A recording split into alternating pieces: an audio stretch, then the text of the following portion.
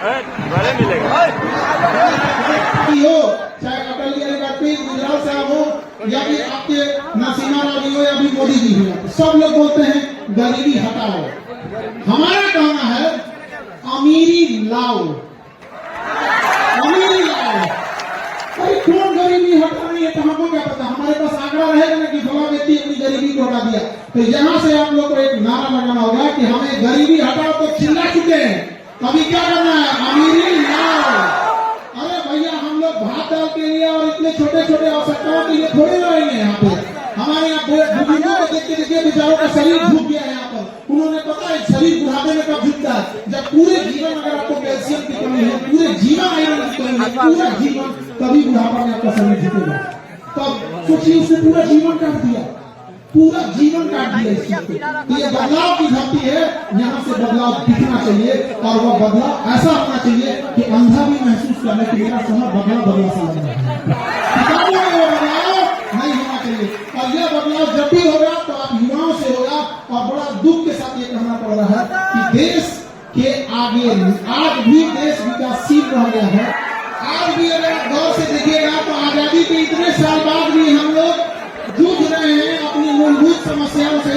उसका एक बड़ा कारण है हम पुरुषों ने महिलाओं को घर में बांध के रख दिया, ना उन्हें पढ़ने दिया, ना उन्हें बिजनेस में आगे बढ़ने दिया, ना उन्हें व्यापार करने दिया। उसका कारण क्या है पता है, एक पुरुष को पता है कि दूसरा पुरुष किसी महिला को किस नजर से देख रहा होता है। नजर तुम्हारी खराब बंदिश उन पे लगा दिए, लगा दिए कि नहीं लगा दिए। तो याद रखिए महिलाओं लोग, जिस दिन आप कदम से कदम मिला के चलना चालू कर दी, उस दिन देश को बदलने से कोई नहीं रोक सकता है। नहीं तो ये पुरुष लोग पिछले 75 साल से बहसबाजी कर रहे हैं कि हम देश को आजाद करेंगे, आजाद तो हो भी लो। हाँ? अरे बाबू, एक जहाज में भी 2 इंजन लगाया जाता है, पक्षी भी 2 पंख से उड़ती है। इतना बड़ा देश अकेले पुरुष कैसे खींच ले जाएंगे जब तक महिलाएं साथ में नहीं। पुरुषों को सौंप के दी थी, पुरुषों ने प्रथम विश्व युद्ध, द्वितीय विश्व युद्ध, तराई का युद्ध, ये युद्ध दुनिया भर का करके रख दिया यहाँ पर। कर दिया कि नहीं कर दिया यहाँ पर? महिलाओं को हम लोग अंडर एस्टिमेट करते हैं, ऐसा नहीं है। भारत में महिलाओं को मेडिकल इंडस्ट्री दिया गया, आज भी मेडिकल इंडस्ट्री की बैकबोन कही जाती है महिलाएं। पूरे मेडिकल इंडस्ट्री को महिलाओं ने संभाल के रखा है, पूरे हॉस्पिटल का जान का स्टाफ को आज पूरा मेडिकल किसने कंट्रोल करके रखा है? महिलाओं ने। एविएशन इंडस्ट्री दी है, हवाई क्षेत्र में कितना बदलाव लेके आए। दुनिया में सबसे ज्यादा लेडीज पायलट कहाँ है? भारत में। दिखा दी कि नहीं करके दिखा दी? बैंकिंग सेक्टर में करके दिखाए कि नहीं करके दिखाएगा? लेकिन महिलाओं को आगे बढ़ाने के लिए हम सरकार से भी कहते हैं कि महिलाओं के एजुकेशन पर से जीएसटी हटाया जाए। और यह जैसे हटेगा महिलाओं पे से जीएसटी, अब आप कहिएगा कि बेटी पढ़ाओ और बेटी बचाओ, 18% जीएसटी घर से लाओ, ऐसे कैसे होगा? बताइए, आपसे जीएसटी हटना चाहिए कि नहीं?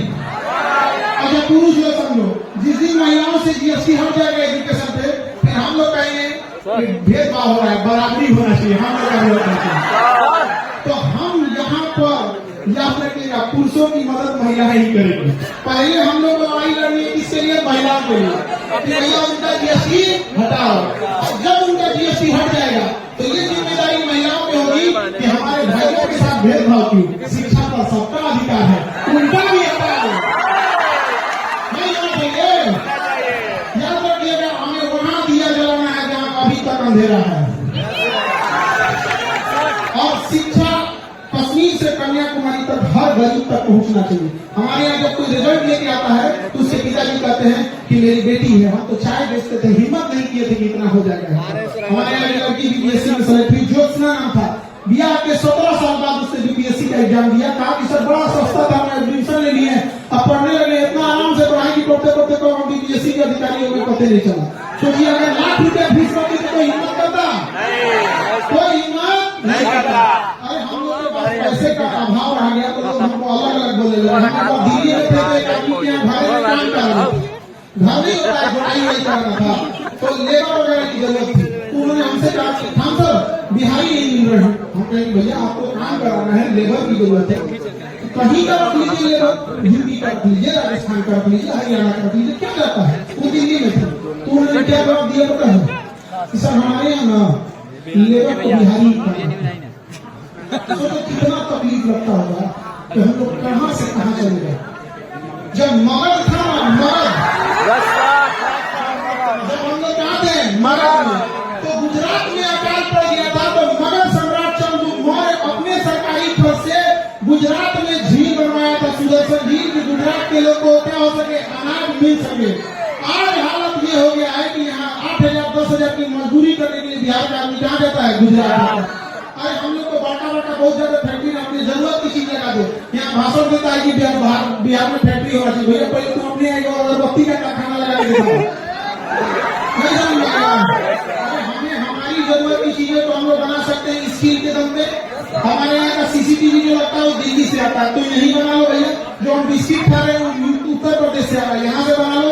जो हम फूल खरीद रहे हैं वो कलकत्ता या बनारस से आ रहा है, कम से कम